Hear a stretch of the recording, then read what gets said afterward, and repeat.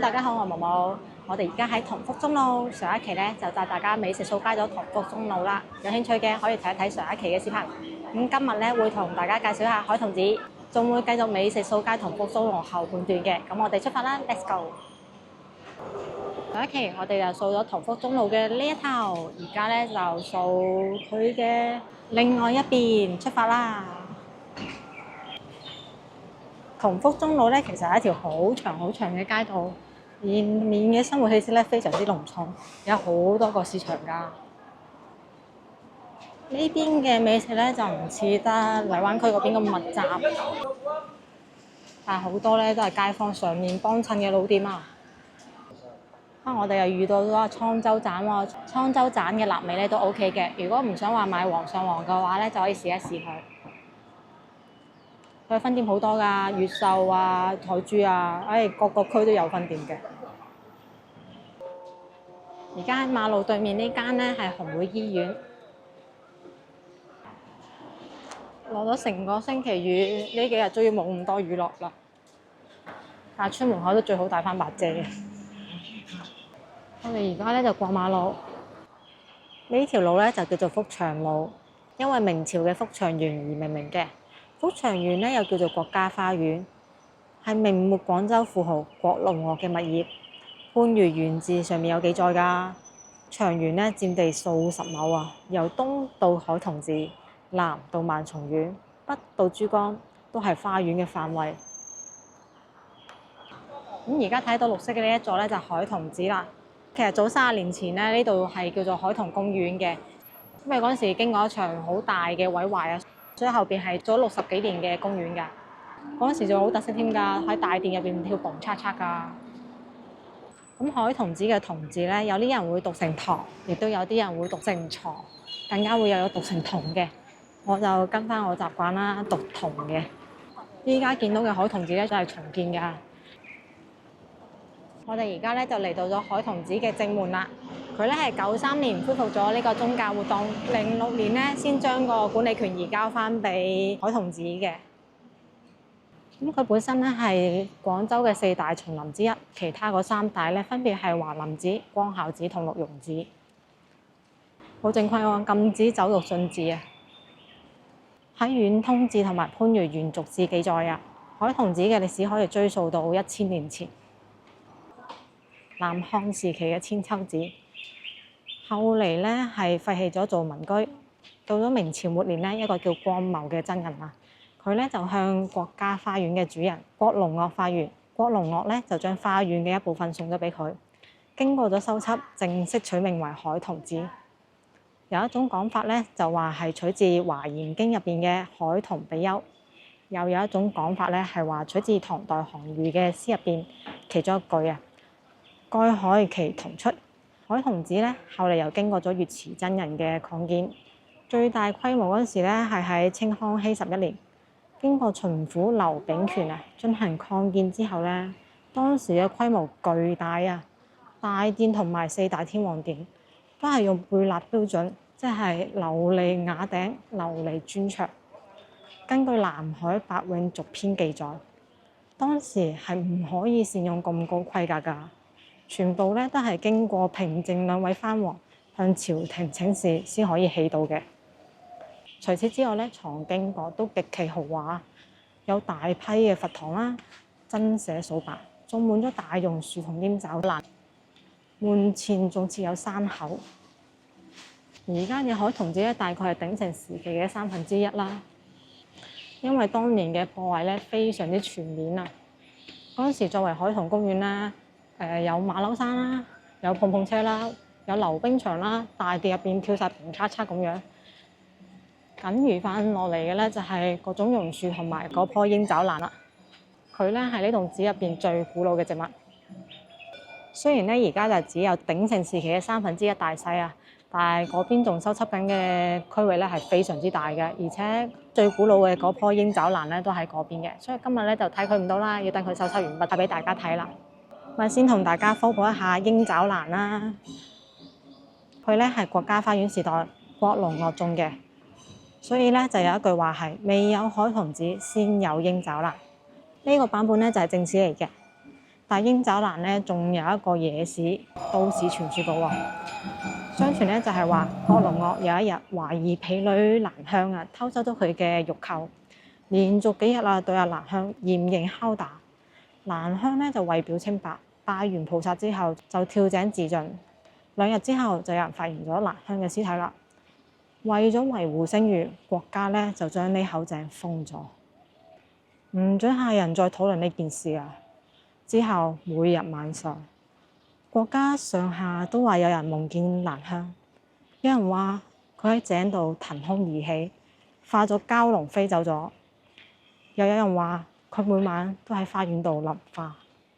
之後咧，郭龍岳就索性叫人將個井填平。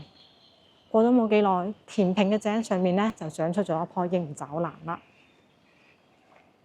除咗有鷹爪蘭之外咧，呢度咧就有好多嘅菩提古樹嘅，有3棵咧仲話超過咗300年樹齡㗎。相傳呢啲咧都係明順正15年，即係1642年啊，天然禪師喺光孝寺圓珠分植出嚟嘅。我哋而家咧就嚟到咗大雄寶殿。大雄寶殿前面咧，咪好有特色咁樣擺咗好多盆栽咧。佢呢度啲盆景咧係有一種風格嘅，叫做素人格，係呢度嘅曾經一位住持創立嘅一種盆栽風格。所以咧都係屬於呢個繁華都市中嘅別有洞天啦。呢度咧係海童寺嘅一大特色。咁而家海童寺咧係唔需要收門票嘅，反而做海童公園嗰陣時咧收過一段時間門票，嗰陣時咧係收2分錢。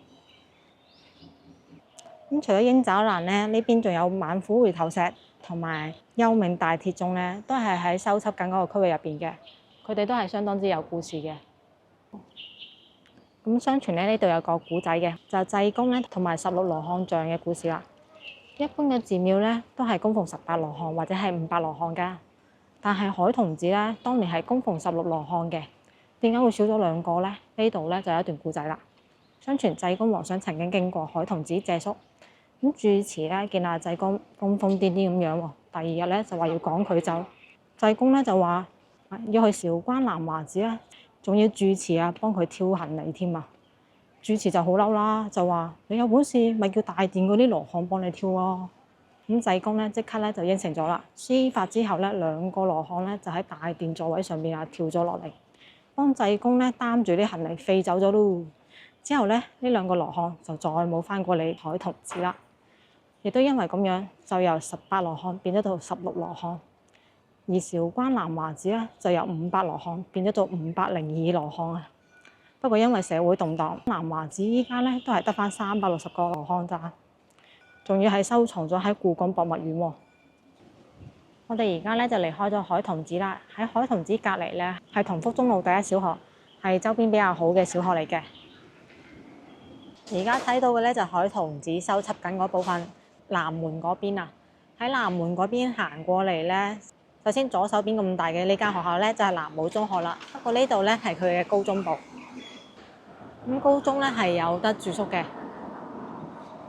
南武中學咧最初期係1905年建立嘅南武2等小學堂，後嚟咧又改過好多次名，合併咗好多嘅學校啊。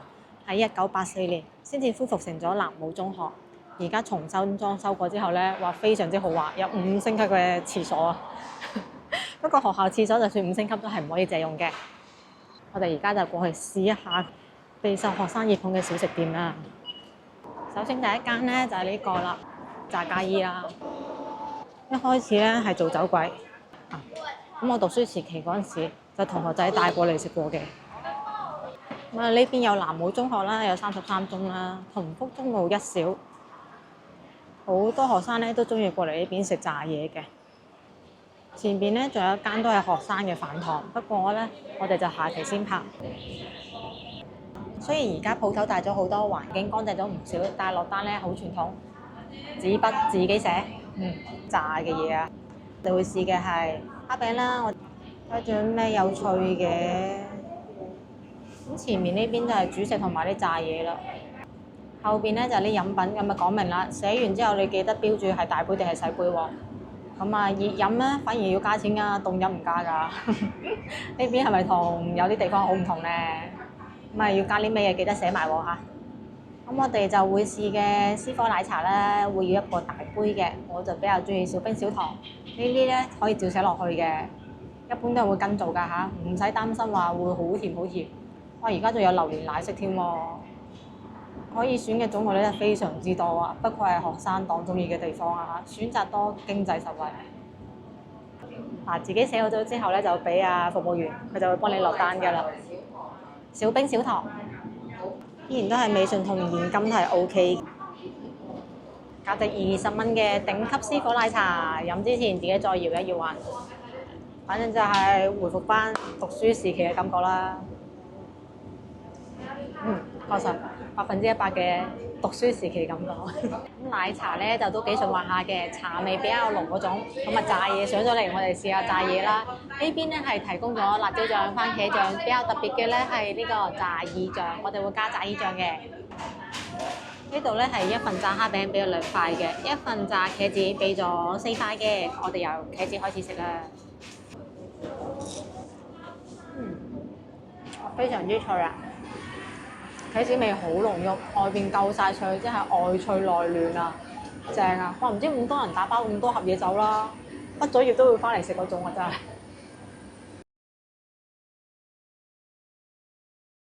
茄子咁正，睇下貴咗1蚊雞嘅蝦餅得唔得？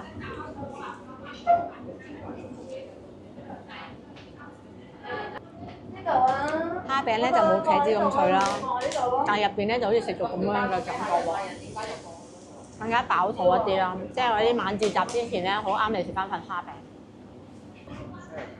炸蝦餅咧就肉比較多嘅，屬於比較飽嘅一類。晚自習之前嚟翻一份啦，真係完全1比1咧，有翻學生時期嘅感覺啊！依然都係覺得呢度出品嘅茄子咧好有水準啦，包分唔話好厚嘅。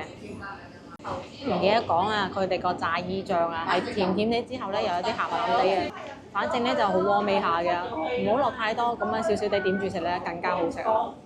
炸雞呢度出咗嚟咧，往住佢嘅右手邊一直行，喺前面呢個停車場度往左手邊轉入去，喺海珠區少年宮馬路對面嘅路轉入去，穿過停車場行到篤。